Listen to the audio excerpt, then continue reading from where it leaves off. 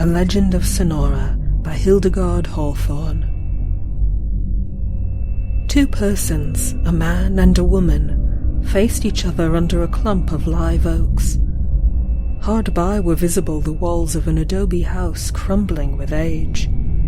The sun was setting. A slight breeze stirred in the dark branches of the trees, which all through the hot Mexican day had been motionless. The woman was dark and small, with large eyes and a graceful body.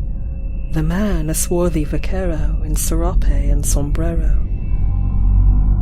"And you heard him say that?"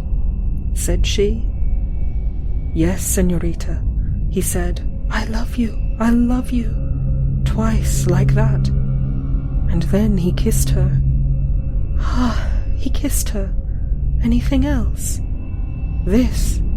He handed her a slip of folded paper. It contained a woman's name, a few words of passion, and a signature.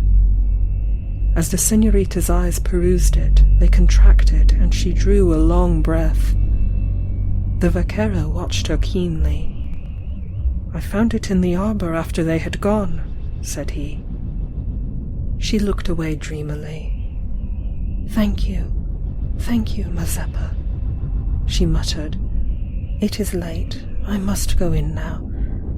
Adios, Mazeppa."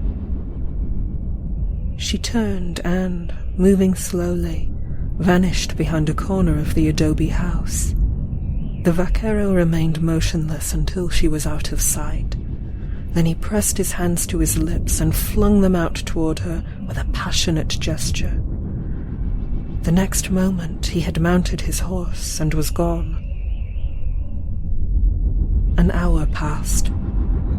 Again the sound of hoofs.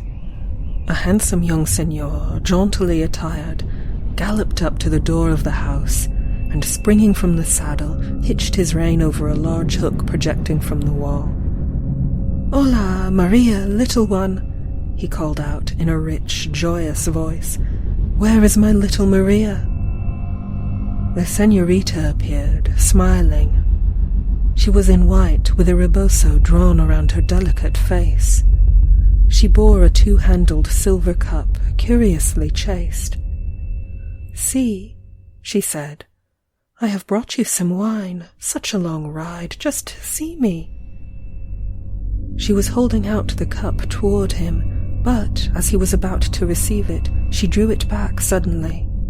She was pale. Her eyes glittered. "I, too, am thirsty," she said. She lifted the cup to her lips and took a deep draught. "Now you shall finish it," she added, handing it to him. He nodded to her laughingly. "To our love," he said, and drained it.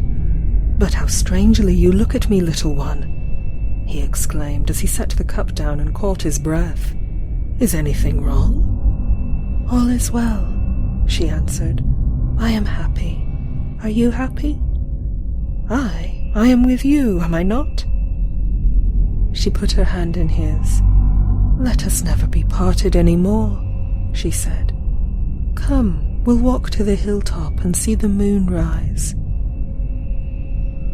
Hand in hand, they sauntered along the path up the bare hillside. On and on they walked, slowly, slowly. Maria gave a little gasp and glanced with dilated eyes at her lover.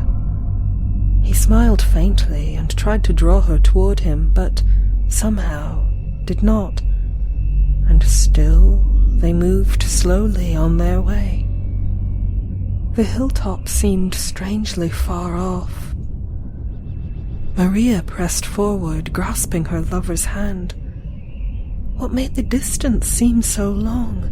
Surely it was but a stroll of 10 minutes, yet it was as though they had been walking an hour, a year, many years.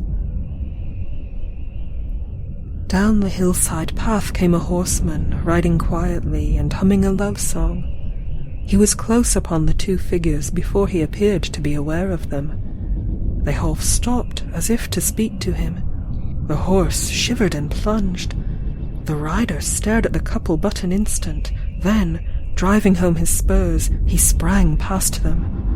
Mother of God, he faltered, crossing himself as he threw a backward glance up the path, on which nothing was now visible.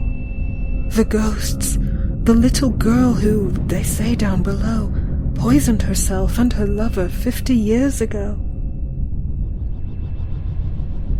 End of A Legend of Sonora by Hildegarde Hawthorne.